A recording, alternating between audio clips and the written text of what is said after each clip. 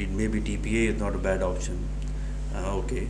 Uh, so not for anything, that is also not bad.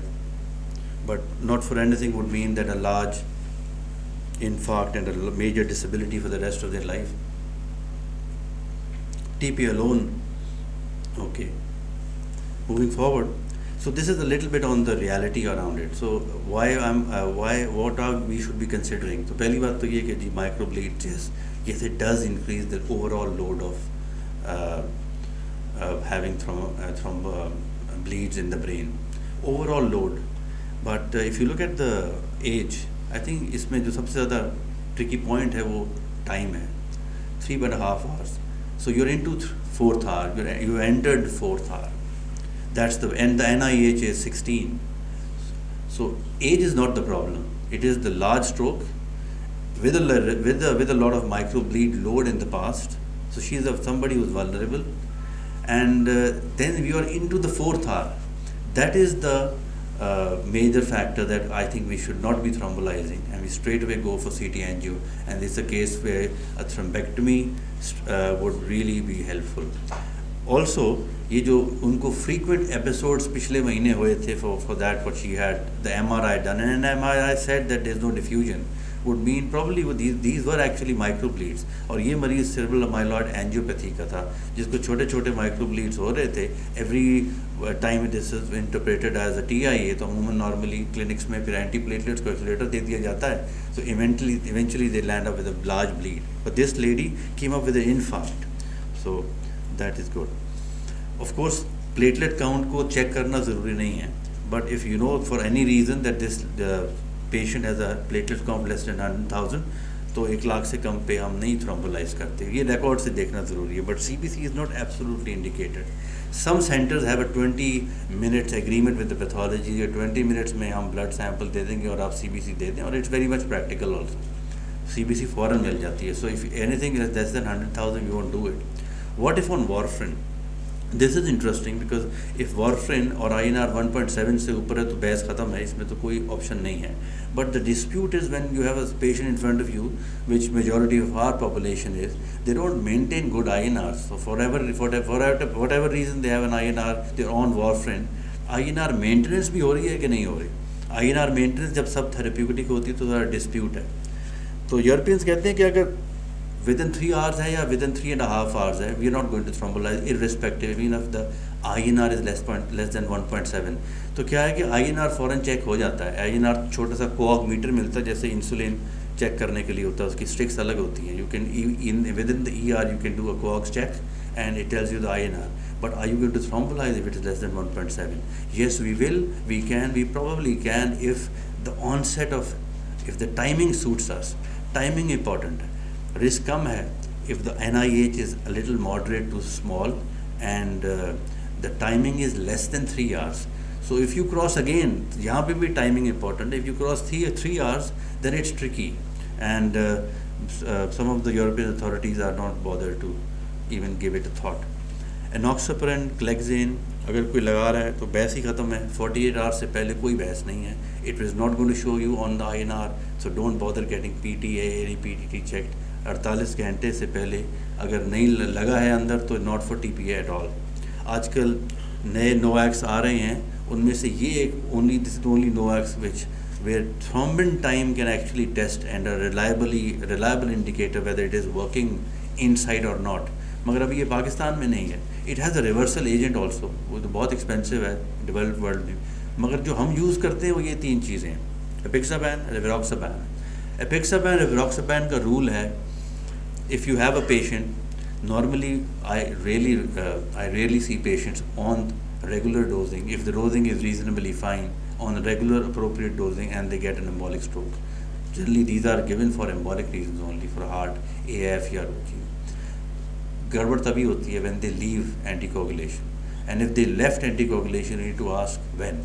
तो 48 घंटे या 24 घंटे रूल है 2 half lives का in safe, not safe but in just by the principle. You need to wait for 2 half lives has passed since the last medicine was in. For 24 घंटे बनते हैं 2 half lives, but in practical we have to wait for 4 half lives. So another 48 hours. तो ये आसान है याद रखने को कि you need to wait for 48 hours if the patient has not taken any tablet of apixaban or rivaroxaban in the last 48 hours, we can go ahead, because this is not going to show up on any of the coag checks, but you can still do the coag check। अगर वो ख़राब आता है तो बहस ख़त्म है, तो CBC भी करना ज़रूरी है। There was a time when hyperglycemia and hypoglycemia was one of the factors। अब नहीं है, हाइपोग्लाइसीमिया सर्टनली नहीं है, क्योंकि आप शुगर दे दें तो वो हाइपोग्लाइसीमिया की तो करेक्ट करना कौन सा बिग डील है। You can't deprive anyone from thrombolysis if somebody is hypoglycemic. Hyperglycememia again is not a big issue. You can give IV and I subcut insulin simultaneously. But the problem is with hypoglycemia that it's also a mimic of stroke. Let's say if somebody came in with a blood sugar of 30 and you have actually given few shots of 25% and it went back to 150, but the patient is not recovering. Patient is in front of you, came in with hypo, you've corrected it, he is in front of you with a blood sugar of 150 or 200, he is not back, thrombolized, can't wait। we're talking about कि जो कब नहीं करना, तो if you look at the scan जिसमें ऐसी तस्वीर हो जो इसमें नहीं करना, this is a stroke which has happened somewhere in the night, we don't know। पहला CT कराया, CT में ये तस्वीर आ गई, ये तस्वीर एक खौफनाक तस्वीर है जिसको frank hypodenticity कहते हैं। if you look at this, you are not supposed to anticoagulate or even think forward for anything else। This is what we can do, and in situations where the previous situation में हमें एक wake up hypodensity मिल गई थी, patient उठा ही सो के with the deficit tenor, but for the first CT shows this, so damage is already done, so we're not bothered। But if you look at this slide is the diffusion image, it is there to pick acute ischemia within few minutes।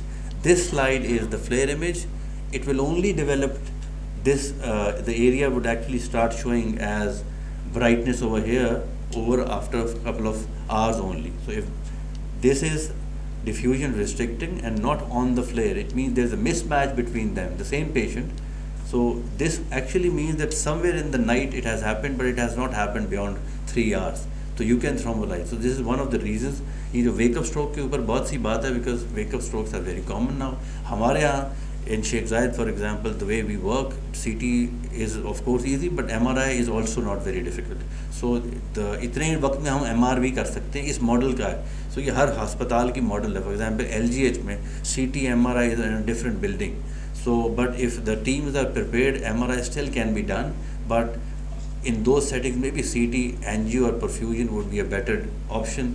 मगर ये सब से आपके setup पे depend करता है कि आप कौन सा एग्रीमेंट प्लान करते हैं। Age is not a contraindicated indication, but ये हमें पता है कि एल्डरली 80s एंड 90s में थ्रोम्बोलाइसिस के नताइज अच्छे नहीं है, that's only because of the frailty. Overall body reserves are weak, so they don't perform to therapy, they don't engage with therapy later very well, reserves कम होते हैं। It's not that they bleed more, they don't bleed more, तो ये कहानी नहीं है।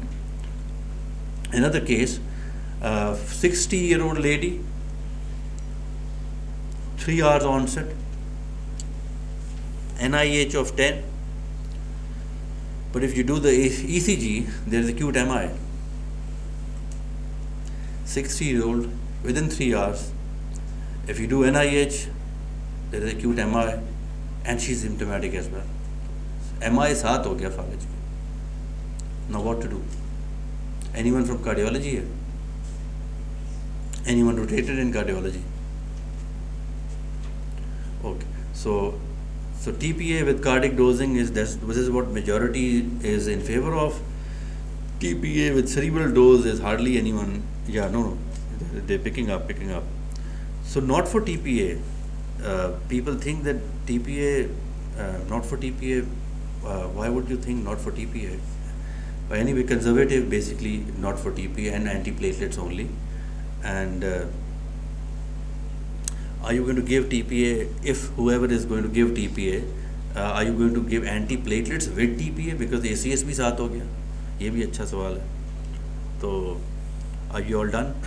तो ज़्यादातर ख्याल ये है कि कार्डियक डोज में TPA देंगे। ओके, एक्चुअली कहानी ये है कि इसकी कि डोजिंग तो सेरिब्रल होगी, इसलिए क्योंकि the organ at risk of going wrong is brain not the heart. इसी वजह से SK नहीं लगता हमारे यहाँ ब्रेन में, बिकॉज वो क्लॉट सेंसिटिव नहीं है, फाइब्रिन सेंस स्पेसिफिक नहीं है। और एसके लग जाता है हार्ट में, क्योंकि वो ऑर्गन इटसेल्फ नहीं ब्लीड करता, but the brain is at jeopardy. So the organ has to be, जिसकी इज्जत देनी पड़ेगी आपको, वो ब्रेन है. And yes TPA is the way to go, because question इसमें क्या है, रीसेंट स्ट्रोक का मसला है भाई, एक्यूट स्ट्रोक का मसला नहीं है. So if there and then you know the symptoms, मैं चेस्ट पेन इसलिए डाला कि you know when the actually MI started, because sometimes MI can be normal, silent as well. You don't know when it started. पिछले हफ्ते की ECG में भी तो ST आ जाएंगी changes. So MI concurrent with stroke, for definitely TPA, but on cerebral dosage, and cerebral dosage does not exceed 90. Cardiac dosage goes beyond 100 also. Issues is with recent MI. Recent MI का मतलब ये है कि भैया 2-4 हफ्ते, 1-2-3 महीने, उसमें problem क्या है? द MI होता है डायलिटेशन ऑफ द वेंट्रिकल होते हैं, सेकेंड वीक में ड्रेसलर सिंड्रोम है, पेरिकार्डाइटिस है, you get this tamponade, and that's aneurysm can have a haemorrhage within that, and you don't know, you had an MRI, a poor LV, and an LV is holding a thrombus inside, you thrombolize and goes up and have a stroke. So recent MI within a couple of months, that is the big issue, and it's high risk. Even more high risk if it's anterior wall MI. तो non ST elevation MI is all right, but जितना बड़ा chunk heart का involve होगा उतना बड़ा risk होगा post TPA. That's the deal. Another and the last question to be asked is, this is the gentleman with a 40-year-old young teacher, 3 hours motor dysphagia, right-sided weakness, and looking at the NIH, it appears that maybe her right-sided weakness, jo, it's basically involving the upper limb and the hand dominantly, a little bit of language issue, yes, TPA. Of course, ये क्यों सवाल इतना आसान शायद है, because Tourette palsy, you are aware of that once you have a seizure. So seizures के साथ मसला ये है कि it was used to be a contraindication at the onset of stroke, but you look at it, think over it. Seizure के बाद क्या होगा? 1 घंटे बाद सीजर के असरात ख़त्म होने चाहिए. The tonic phase has gone back. Now the patient has not reverted back to his normal baseline motor power, and nothing has gone back to normal except for the seizure itself. The tonic phase has gone.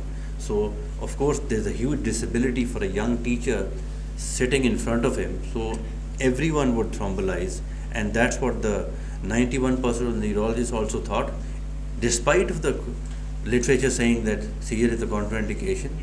Most of the neurologists thinks that they should be thrombolized. They have no bearing on bleeds. तो ये नहीं होगा द्वारा पड़ गया तो bleed हो जाएगा दिमाग, ये this is not the reason behind. It is a mimic of stroke as well. That is the reason behind. Thank you very much.